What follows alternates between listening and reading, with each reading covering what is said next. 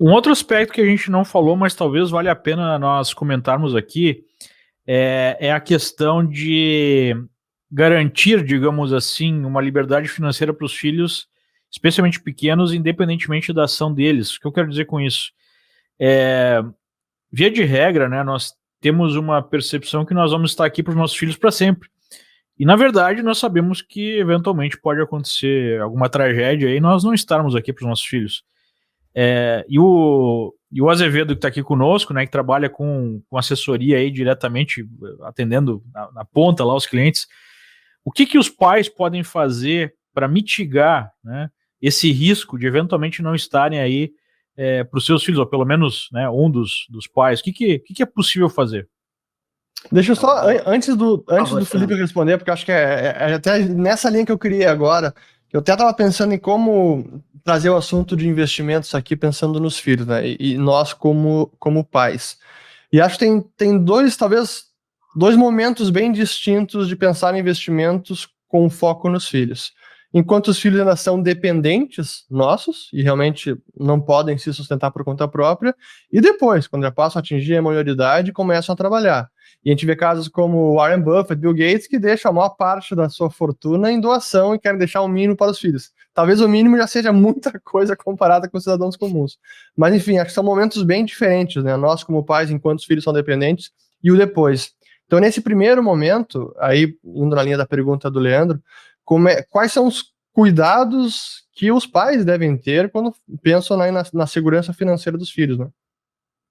Não, perfeito. Tanto a abordagem que o Leandro traz ali, quanto a que tu coloca, Fernando, são questões bem importantes de abordar, especialmente quando nós estamos falando de pessoas já com patrimônio constituído ou em construção, né? É claro que levar a educação financeira para os filhos, claro que o hábito de guardar dinheiro, ele por si só tem o seu valor e é isso que a gente projeta quando a gente fala da construção de patrimônio de uma família, né? Agora, a gente também tem que trabalhar com a hipótese do plano original não dar certo, né? Ou seja, nós três que estamos aqui, a gente pode estar levando a educação financeira para os nossos filhos, mas hoje talvez nós sejamos os principais provedores de renda e de receita das nossas famílias, né?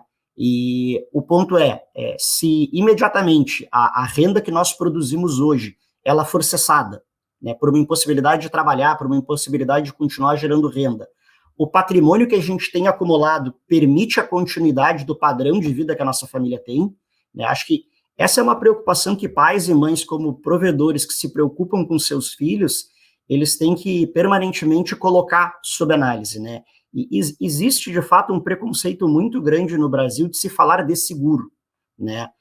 Esse preconceito, ele não é à toa, tá? Durante muito tempo, o seguro de balcão do banco que se vendeu, ele é um seguro ruim, coercitivo, porque ele trabalha com uma lógica que não se coloca a favor do cliente do ponto de vista de um plano anual em que o que eu pago ao longo da minha vida vai demandando um valor cada vez mais caro para garantir o mesmo. Ou seja, o meu pai ele começou a fazer seguro de vida no banco aos 50 anos.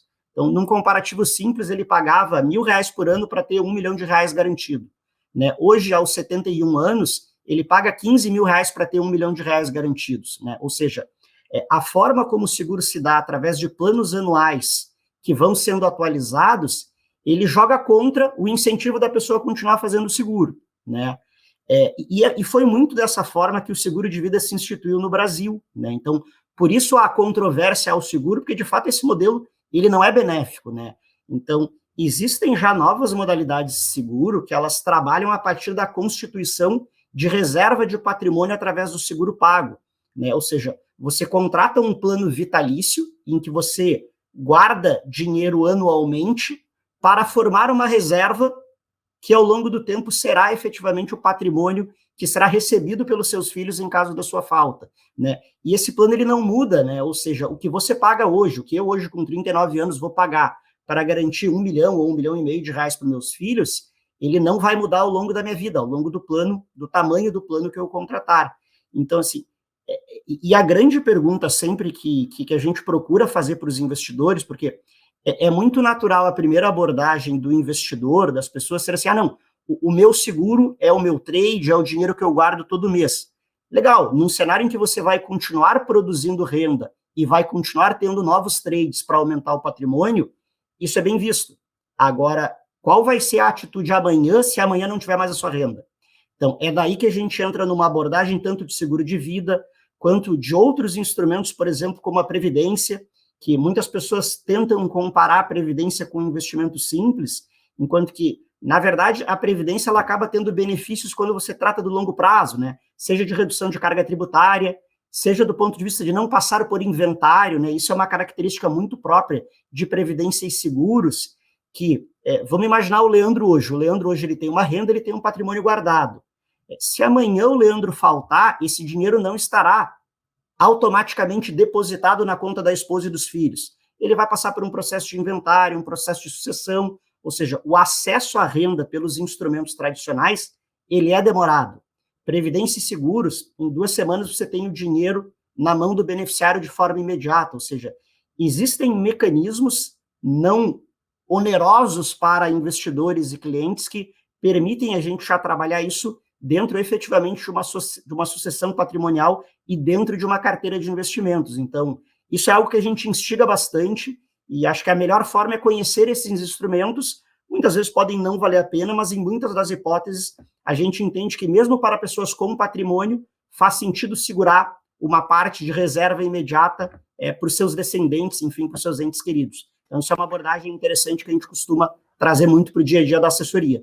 E aí, pessoal, tudo bem? Stormy na área. Bom, para dizer que se você quer ver os conhecimentos que nós compartilhamos toda segunda-feira ao meio-dia aqui no Almoço Grátis aplicados em seus investimentos, você precisa abrir uma conta na Liberta. Na Liberta você vai contar com a segurança e a rentabilidade que só um dos maiores escritórios credenciados, a XP, pode proporcionar. Abra já a sua conta e é só clicar no link aqui embaixo.